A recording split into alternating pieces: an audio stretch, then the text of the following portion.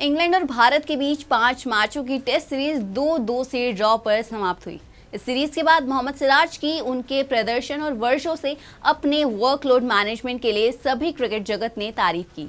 पूरी सीरीज में उनका प्रदर्शन शानदार रहा, जिसमें उन्होंने 2 बार 5 विकेट हॉल लिए। ओवल में खेले गए अंतिम टेस्ट में उन्होंने दूसरी पारी में 5 विकेट लिए, जिससे भारत 6 रनों के अंतर से टेस्ट जीत गया। हालांकि दूसरी ओर स्टार तेज गेंदबाज जसप्रीत बुमराह पर सवाल उठे, जो अपने वर्कलोड मैनेजमेंट के लिए सीरीज से केवल 3 मैच ही खेल पाए। उनके इस फैसले ने उन पर कई सवाल खड़े कर दिए, जिस पर अब पूर्व भारतीय कप्तान दिलीप वेंगसरकर का मानना है कि बुमराह को टेस्ट सीरीज को प्रायोरिटी देने के लिए इंडियन प्रीमियर लीग 2025 छोड़ देना चाहिए था। इसकी शुरुआत तब हुई थी जब उन्होंने बॉर्डर गवास्कर ट्रॉफी में ऑस्ट्रेलिया के अगेंस्ट सभी 5 टेस्ट मैचेस खेले थे।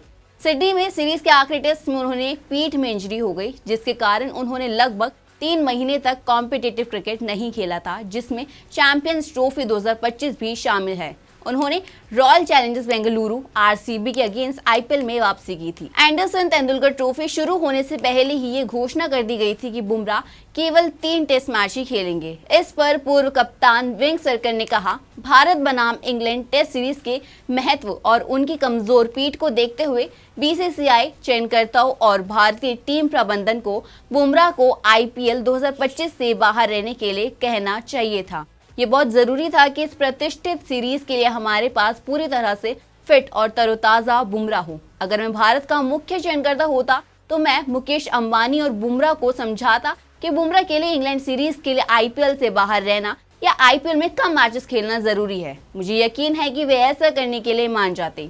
आईपीएल में लिए गए रन और विकेट किसे याद हैं? दिलीप वेंगसरकर।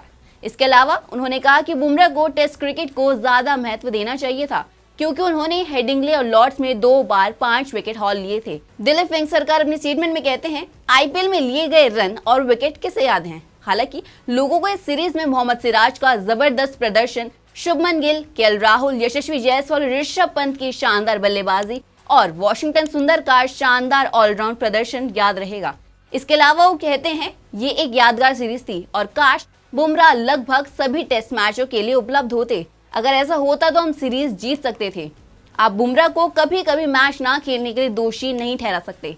हमें याद रखना चाहिए कि बुमराह की पीठ की सर्जरी हुई है, उनकी पीठ कमजोर है और हमें उनके साथ सतर्क रहना होगा। आप देश के प्रति उनकी प्रतिबद्धता पर सवाल नहीं उठा सकते। उन्होंने जब भी भारत के लिए खेला है अपना बेस्ट दिया है। मुझे उम्मीद है कि वो पर्याप्त आराम के बाद और पूरी तरह से फिट होकर भारत लौटेंगे।